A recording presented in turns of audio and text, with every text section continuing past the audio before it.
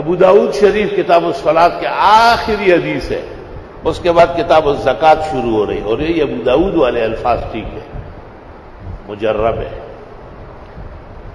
ایک شخص نے شکوہ کیا کہ ہموم و دیون، بہت قرضے ہیں اور غم پریشانیاں ہیں۔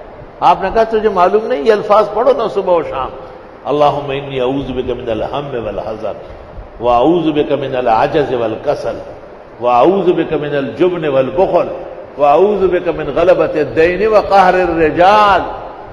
صبح و شام 10 مرتبہ پڑھو، زندگی بھر تمہارے پاس خزانوں کے آمد و رفت ہوگی انشاءاللہ، کبھی بھی تنگی کا منہ نہیں دے گے۔